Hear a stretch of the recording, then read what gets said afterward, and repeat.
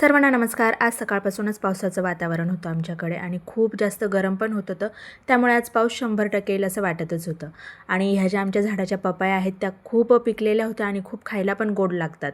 तर 3-4 पपया ज्या आहेत त्या अशाच खाली पडून गेलेल्या होत्या, कारण आमचा कुणाचाही वरती हात पुरत नाही.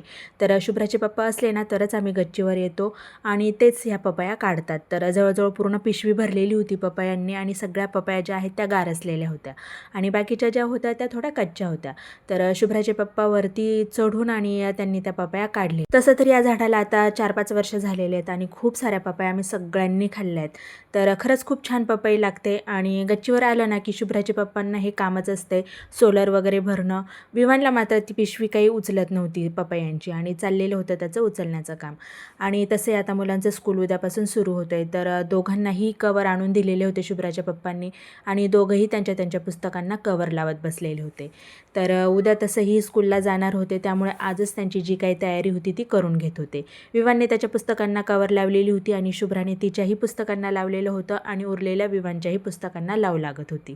तर त्यांचे कवर लावून झाले की त्यांना खायचे होते आज मोमोज. तर तसे तर मी आधी कधीही मोमोज बनवलेले नव्हते, पण शुभ्राने रेसिपी बघितलेली होती आणि त्या पद्धतीने तिने मटेरियल पण करायला सांगितलेलं होतं.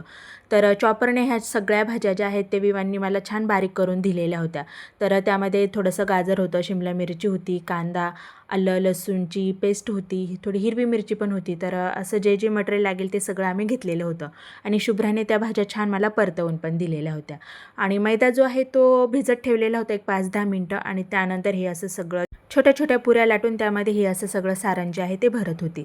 तर शुभ्राच्या पप्पांनी त्याच्यासोबत खाण्यासाठी मुलांना शेजवान चटणी आणि टोमॅटो सॉस आणलेला होता. तर अर्धे जे मोमोज आहेत ते मी छान त्यांना तळून दिलेले होते आणि अर्धे जे आहे ते उकडवून दिलेले होते. तर दोन्हीही खूप छान लागत होते, मुलांनी आवडीने खाल्लेले होते. तर असं काहीतरी वेगळं मुलांना करून दिलं ना की तेही खुश आणि आपल्यालाही बरं वाटतं. त्या आमच्याकडे पण पावसाचे आगमन झालेले होते. तर विवान पहिल्याच पावसामध्ये हा असा छान भिजलेला होता आणि शुभ्राही त्याच्यासोबत भिजलेली होती. तर पहिल्या पावसामध्ये भिजलं ना की घामोळ्या वगैरे जातात असं म्हणतात. तर मुलांनाही खूप मजा वाटते पावसामध्ये भिजायला आणि दोघंही छान एन्जॉय करत होते पहिल्या पावसाचा. तर खूप सारी हवा पण येत होती आणि पाऊस पण पडत होता, पण छान वाटत होतं. मुलांना खूप छान वाटत होतं पावसामध्ये भिजायला. बऱ्याच दिवसांपासून आम्ही पावसाची वाट बघत होतो आणि शेवटी आज आलेला होता पाऊस.